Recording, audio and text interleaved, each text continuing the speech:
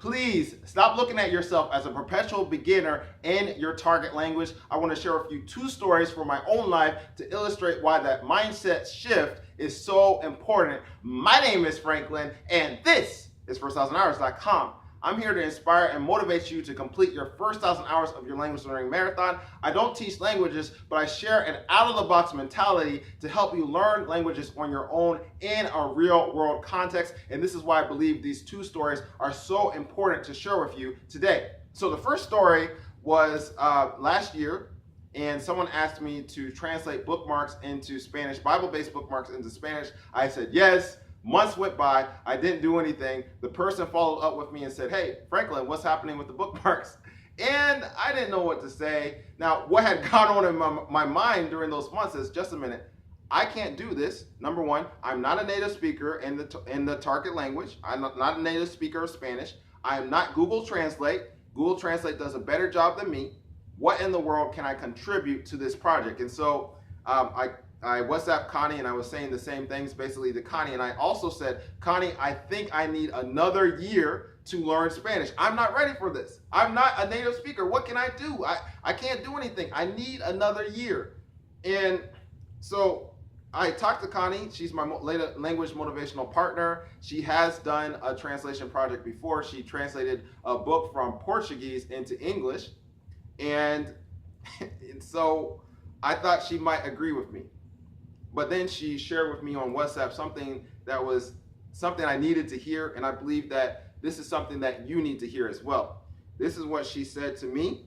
No, my friend, you need to step up now. Oh man, that kind of was challenging. I wanted to wait until next year. Now, the thing is, if I had waited until next year, what would have happened? I think I might have felt like, yeah, I was still a beginner, or still not good enough, and then I might have said, oh, I actually need to wait until the following year to do it. And then when I got to that point, I might say, oh, actually, I'm not ready yet. I need to wait another year. But she said, no, my friend, you need to step up now.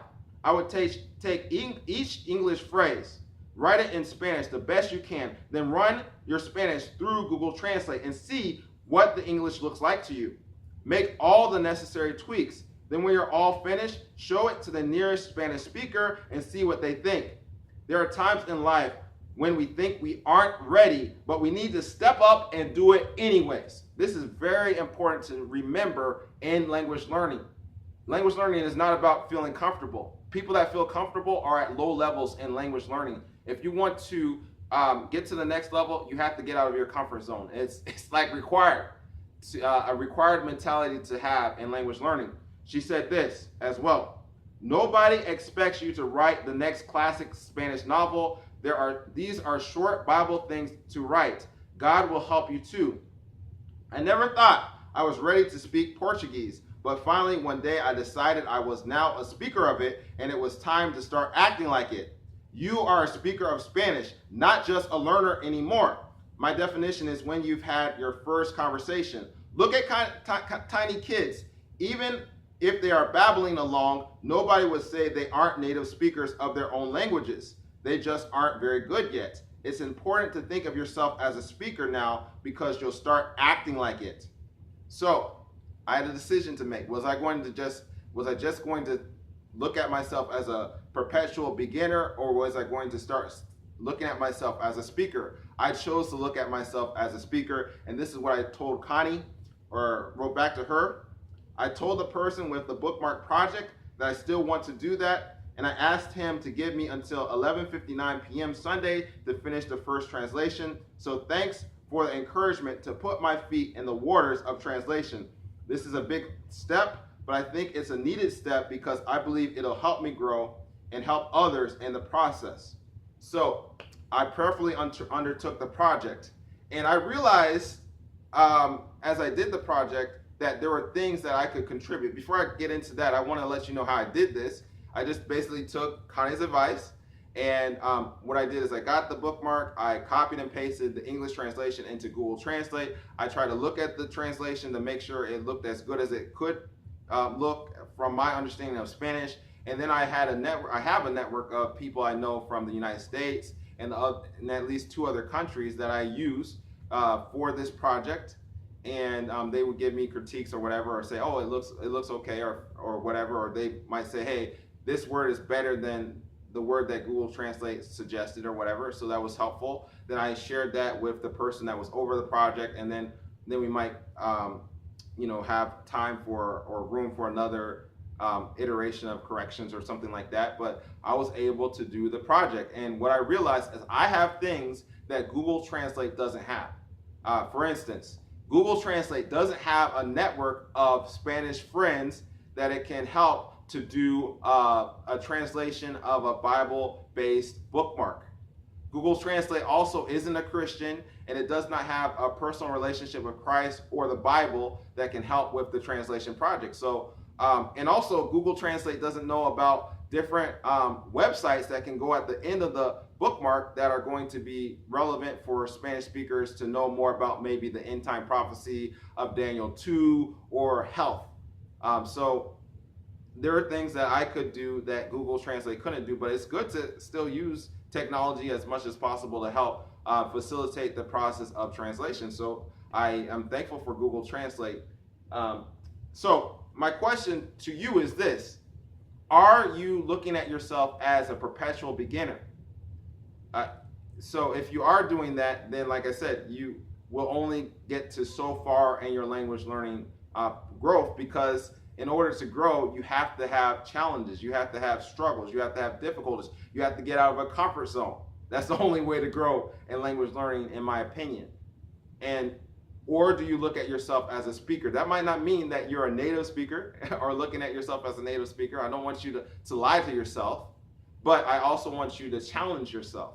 And so a speaker does not shrink from challenges or difficulties, but takes them on so that he or she can get to the next level. So if you look at yourself as a perpetual beginner, this is what I want you to do. I want you to give yourself 2 months to continue to look at yourself as a perpetual beginner. Then after that, you can't use that as an excuse anymore. There are people that have been on language learning programs for like 1 year or 2 years, maybe even 5 years or more, or they might have not used any apps or something like that, but they're still like using these beginner books or something like that. And it's just something that might be comforting to them to look at themselves as a perpetual beginner, but then at the same time, it's kind of frustrating because they expect to get to a higher level, but you can't get to that higher level without a challenge, okay? And so I wanted to talk about my second story, and it's about how I went to my Spanish church yesterday. And one of the cool things I want to say before I get into the meat of the story is I was there in the afternoon, and I participated in a Bible-based activity, and then I listened to a sermon. And the cool thing about that is I understood about 80 to 90% of the sermon. And I understood that, I believe, because the sermon also was using PowerPoint, and so they had a PowerPoint in Spanish, and so there were Spanish words on the PowerPoint that the speaker referenced. And so that made what he was saying more comprehensible for myself, because I could read some in Spanish.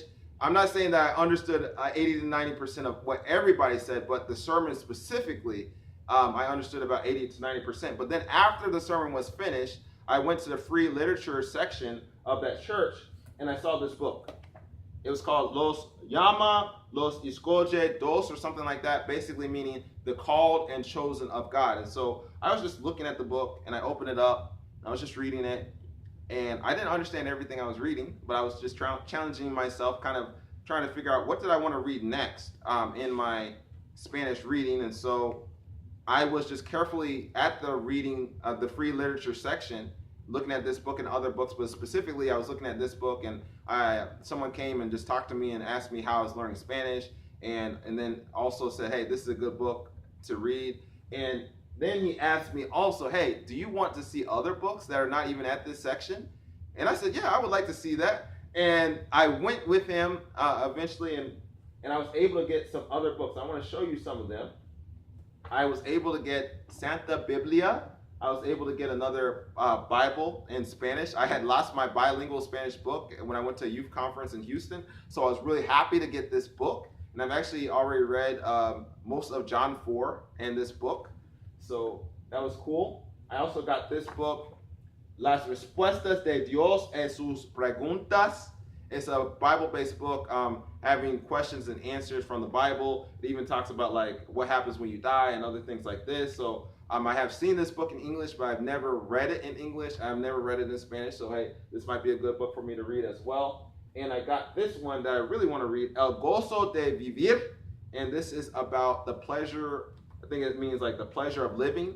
And then it says 10 decisiones para una vida plena, or 10 decisions for a full life. And so I was able to get these books in Spanish, and I believe one reason why those opportunities came is because I was willing to put myself in an uncomfortable situation of trying to read the book, this book in Spanish, even though I didn't understand everything. And so that interest level was there to the point where someone could see that. And I believe the Lord just blessed as well. And what would have happened if I just thought of myself as a perpetual learner? I might have not ever tried. I mean, if I thought of myself as a perpetual beginner, then what would have happened is I would have just looked at this book for maybe 10 seconds, closed the book, and just put it down and said, oh, I'm not there yet. And then I wouldn't have had the opportunity of getting all these other books. And so I remember something that Roberto Blake said one time. He said, you miss every shot you don't take.